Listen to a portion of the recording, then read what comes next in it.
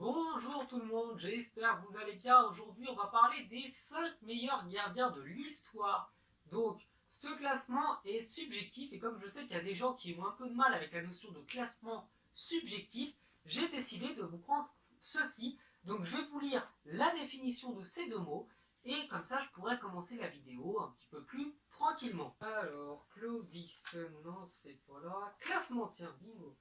Alors, classement non masculin, action de classer des objets, des personnes, en l'occurrence des gardiens de but, selon un certain ordre, manière dont ils sont classés, ordre dans lequel on les range.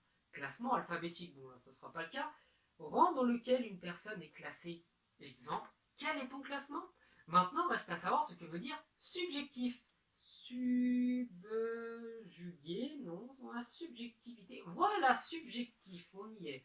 Du latin subjectivus, qui se rapporte au sujet placé dessous.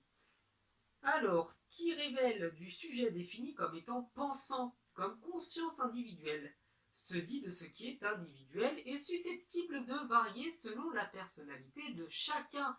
Exemple, une interprétation subjective ou un classement subjectif. Ça veut dire que ce n'est pas la vérité, mais que c'est mon avis. Donc, voilà, on a pu rentrer dans le vif du sujet. Maintenant, je vais pouvoir vous parler des 5 plus grands gardiens du monde. Donc, à la 5e position, j'ai mis Lev Yassin. Donc, c'est le seul gardien à avoir remporté le Ballon d'Or en 1963. J'avais fait une très longue vidéo sur tous les Ballons d'Or, donc il y a un peu plus de 10 minutes. Je vous invite à aller la voir. Donc, pourquoi je le mets 5e et pas plus haut alors qu'il a remporté le Ballon d'Or? Parce que j'ai pas eu l'occasion de le voir, je n'ai pas vu les matchs qu'il faisait. Donc il a remporté un ballon d'or, c'était selon toute vraisemblance un très grand gardien. Mais comme j'ai pas pu le voir jouer, je peux pas le mettre plus haut. Donc en 4e, je mettrais Oliver Kahn. Donc c'est le gardien, l'ancien gardien de l'Allemagne et du Bayern de Munich entre 1994 et 2008. Donc c'est un gardien assez extraordinaire. J'ai pas eu l'occasion de le voir jouer en vrai, mais j'ai vu quelques-uns de ses matchs quand j'étais plus petit. Et il faut dire ce qui est, les gardiens allemands sont vraiment très forts. Donc, il y a un autre gardien allemand dont je vais vous parler plus tard. Mais pour moi, Oliver Kahn est 4e puisque il n'a pas remporté de trophée majeur avec l'Allemagne. Donc c'est ce qui lui manque par rapport aux autres. Ensuite, en 3e, j'ai mis Gianluigi Buffon. Donc Buffon, le gardien actuel du PSG, mais surtout le gardien emblématique de l'Italie et de la Juventus de Turin. Donc lui, avec la Squadra Azzurra, a remporté la Coupe du Monde. Il a remporté beaucoup de titres avec la Juventus de Turin. Malheureusement, pas de Ligue des Champions. C'est le seul trophée qui lui manque donc, au moment où je fais la vidéo. Parce que si le PSG remporte la Ligue des Champions entre-temps, ce que j'ai dit sera faux. Donc je mets Gianluigi Buffon à la 3e place. Ensuite, en 2e, bon là c'est un petit peu tendu entre la 2e et 3e place. J'ai décidé de mettre Manuel Neuer.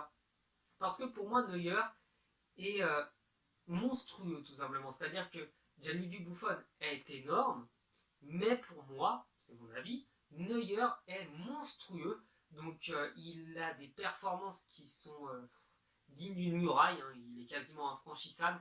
Donc c'est un gardien que j'ai jamais vu faire la moindre erreur. Il n'a pas fait de bourde dans sa carrière pour le moment. Donc il a un très grand goal, qui a tout remporté avec le Bayern de Munich, la Ligue des Champions, la Coupe du Monde avec l'Allemagne en étant vraiment un élément clé. Donc il lui manque, on va dire, seulement la Coupe d'Europe avec l'Allemagne pour être, pour moi, le meilleur gardien d'histoire. Et du coup, à la première position pour moi, mon avis, c'est Iker Casillas, donc le plus grand gardien de l'histoire. Hein. Il a remporté la Coupe du Monde avec l'Espagne, il a remporté 2 Coupes d'Europe avec l'Espagne encore, il a remporté la Ligue des Champions, il a remporté des championnats, des coupes, il a tout remporté. Donc c'est le gardien emblématique pour moi du Real de Madrid, et même s'il a été très maltraité par le président du Real qui ne lui a donné aucune considération, et bien pour moi ça reste quand même le plus grand gardien de l'histoire du Real de Madrid et le plus grand gardien de l'histoire d'un point de vue général. Bon voilà, j'espère que cette vidéo vous aura plu, j'ai vraiment pris du plaisir à la faire et à vous parler de tous ces gardiens qui ont marqué l'histoire. Donc si ça vous a plu, vous pouvez me le dire, vous pouvez partager la vidéo si ça vous intéresse, et vous pouvez du coup me donner votre avis dans les commentaires, en espérant encore une fois que ça vous aura plu. Ciao!